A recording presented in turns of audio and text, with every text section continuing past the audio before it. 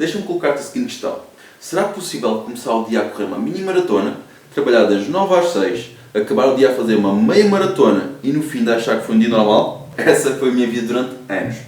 E eu sei que conciliar uma vida de desporto de competição com um trabalho normal parece quase impossível. No entanto, neste vídeo eu vou-te explicar um dos segredos de como conseguir fazer, para que também tu o possas fazer no teu dia-a-dia.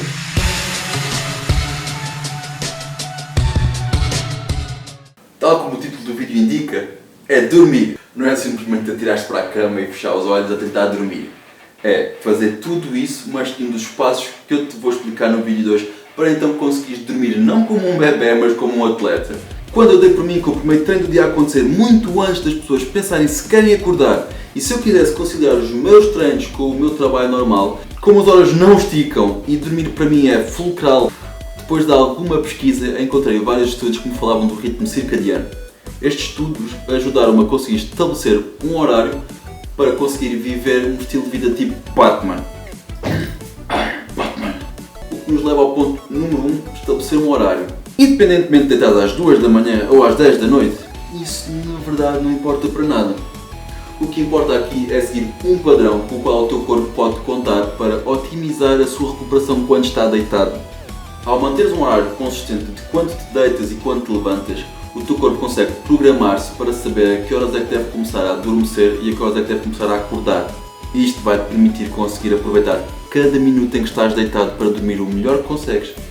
Para planear o meu horário, eu tive que ter em conta que, em média, cada microciclo demora cerca de 1h30 para se completar e que, idealmente, eu precisaria de 9 horas para conseguir recuperar totalmente. Mas como o tempo era escasso, tive-me de contentar com 7h30, 8. Traduzido para um horário normal, significava que para me estar a levantar às 5h30 da manhã, eu tinha que me estar a deitar no máximo até às 10 da noite. Mas como é que isto se aplica no teu dia-a-dia? Primeiro, determinas quantas horas precisas de dormir. Em caso de dúvida, optas pelas 7 horas a 9 horas recomendadas, sabendo que os ciclos normalmente funcionam por períodos de 1h30. Vamos utilizar as 7h30 como referência, como quem diz 5 vezes 1h30, 5 ciclos vezes 1h30. Em segundo lugar, a partir da hora de te levantar que melhor se adapta à tua rotina, subtrais a quantidade de horas que necessitas para dormir. Ou seja, se tens que sair de casa às 7h30 da manhã e precisas de, vamos dizer, 1 hora para te preparares, terás que apontar estar na cama no máximo às 11 para conseguires acordar às 6h30. Por último, implementas este novo plano e dás tempo suficiente para o teu corpo conseguir adaptar-se gradualmente. Portanto, não vai ser de hoje para amanhã, vai ser talvez daqui a hoje para 2 semanas mais ou menos. Agora, claro que é normal não conseguires fazer isto para sempre. Obviamente vai haver dias em que te vais deitar ou um pouco mais tarde, ou levantar um pouco mais tarde, e está tudo bem com isso, desde que seja esporadicamente e não mexa com o teu horário normal. Ok, agora que estabelecemos que o horário para se conseguir deitar e levantar à mesma hora é a melhor forma de garantir que consegues dar o descanso adequado ao teu corpo enquanto dormes, e que até já estás a pensar qual é que será o melhor horário para ti, vamos falar de outra coisa, o ambiente em que se dorme. Porque não é só como se dorme, é onde se dorme também que importa. Tentar dormir num local com imenso barulho e imensa luz vai ser, no mínimo, difícil. E é por isso que o ambiente em que tu dormes também é extremamente importante para conseguir dormir como deve ser. Assim, o segundo ponto que vamos falar é o criar um ambiente correto para te deitares. Para conseguir dormir sem interrupções, existem 2 fatores que para mim são preponderantes: o barulho à minha volta e a luminosidade. No que toca a barulho, existem, do meu ponto de vista, 3 hipóteses para alguém conseguir dormir num local barulhento. Primeira, a pessoa não dorme, ela entra em coma. Segunda, a pessoa é surda por uma porta. Ou terceira, a pessoa arranjou uma forma de cancelar o barulho à sua volta. Tendo em conta que eu vivo numa cidade algo barulhenta e que não sou uma pessoa como a primeira hipótese, nem como a segunda, eu tive de arranjar alguma coisa para colocar os meus ouvidos protegidos do barulho. Como quem diz, tampões para os ouvidos. Desta forma, os meus vizinhos até podem fazer um festival de verão que, em princípio, o meu sono está garantido. Se por acaso os teus vizinhos também são os DJs do prédio nas horas vagas, partilha connosco nos comentários. Quanto à luminosidade, a melatonina, que é a hormona responsável por sinalizar ao nosso corpo que está na hora de desligar o sistema, é afetada pela exposição à luz. E durante milhares de anos isto até funcionou relativamente bem. Pelo menos é o que eu acho, porque eu não estava nessa altura para dizer se é verdade ou não. Mas eu vou acreditar que sim, porque foi o que eu aprendi nas aulas de história. E as pessoas trabalhavam de sol a sol e estava tudo bem, até termos inventado a lâmpada, o que transformou a noite em dia. A questão é que a melatonina não percebe a diferença entre a luz solar e a luz artificial. Portanto, o que era uma tarefa relativamente simples há uns séculos atrás, em que tu simplesmente deitavas porque o sol tinha desaparecido, hoje já não é tão fácil assim, porque tens as luzes a dizer-te: oh amigo, não é para deitar já, porque a melatonina não vai perceber a diferença. E é por esta razão que, para me preparar para deitar, eu reduzo a luminosidade e coloco uma luz mais fraca para dizer ao meu corpo: oh amigo, está na hora de deitar, companheiro, toca lá desligar o sistema. Para além de reduzir a luminosidade, ainda evito utilizar PCs, smartphones, televisões, basicamente qualquer aparelho eletrónico que utilize uma forte luz LED que me desregule o sono em mais ou menos uma hora. Mais ou menos uma hora antes de deitar. Esta regra também se aplica que quando estás a dormir à meia da noite, acordas e queres voltar a adormecer. Qual é que é provavelmente a primeira coisa que vais fazer? Pegar no smartphone, não é? Não faças isso. Por tudo o que nós vimos até agora, já devias perceber que depois de pegar o smartphone, vais receber luz. O que é que isso significa? A melatonina vai ativar e vai dizer: oh meu, está na hora de acordar. Quando tu na prática queres voltar a adormecer. Portanto, é a pior coisa que tu podes fazer. Em vez de pegar no smartphone, tenta começar a contar uns carneirinhos, tipo 1 carneirinho, 2 carneirinhos, 3 carneirinhos, 4.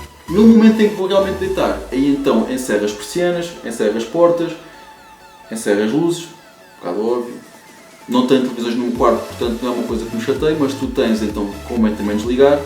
Aliás, nem convinha estás a ver televisão antes de deitar, nós acabamos de ter isso ainda há pouco. E tudo que possa ter fonte de luz no meu quarto. Se ainda assim realmente não é suficiente para ti e de alguma forma por acaso a tua porta até é um bocado chata e entra luz por baixo dela, uma máscara de dormir é capaz de ser uma boa opção. Pensa nisso. Até aqui já vimos que o horário é importante para conseguires dormir. O local onde te deitas também é muito importante para conseguires dormir. Vamos ver o terceiro ponto. Relaxar.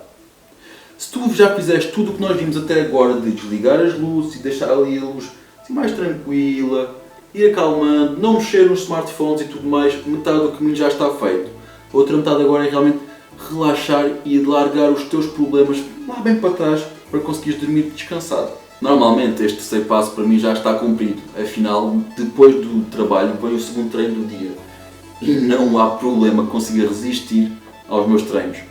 Ainda assim, quando chego a casa e se eu quiser garantir que estou assim bem tranquilo, leio um bocadinho antes de deitar, mesmo antes de me apagar, só para...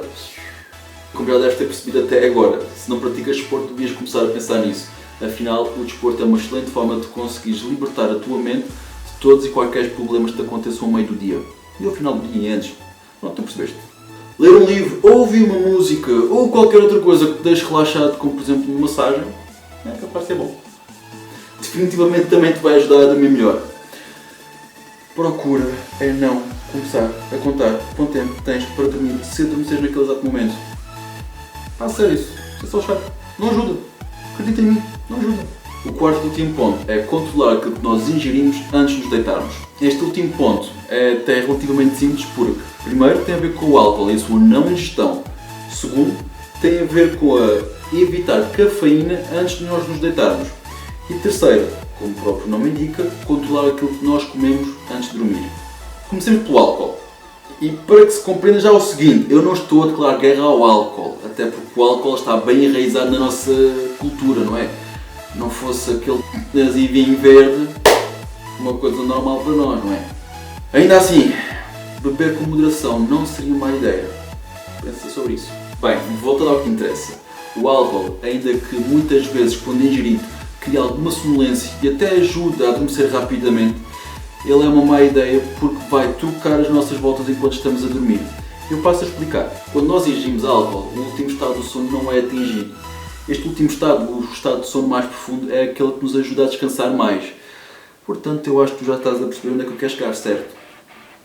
Ainda assim, para além disso, a ingestão do álcool está associada a acordar mais vezes durante a noite.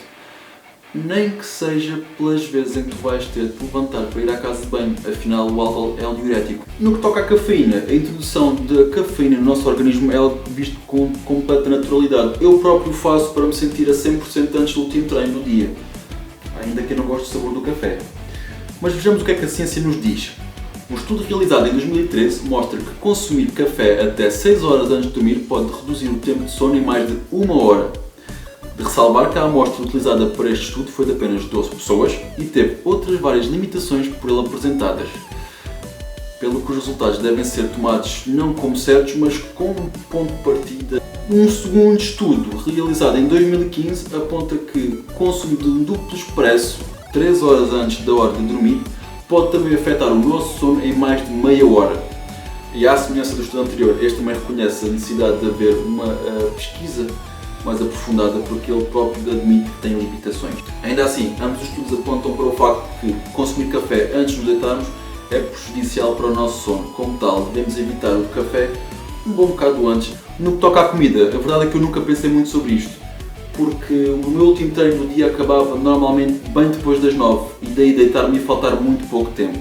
Ou seja, aquilo que eu comia acaba por ser um batido e pouco mais.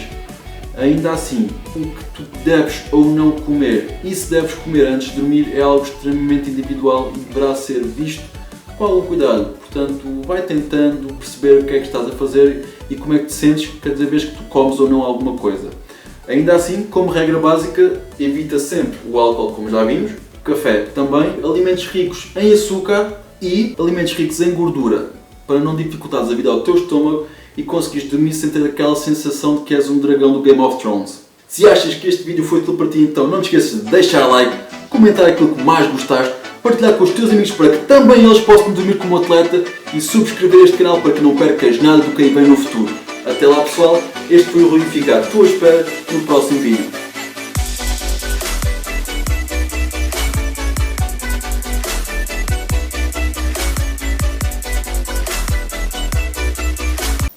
Onde é que eu deixei as luvas, pá? Luvas! Luvinhas!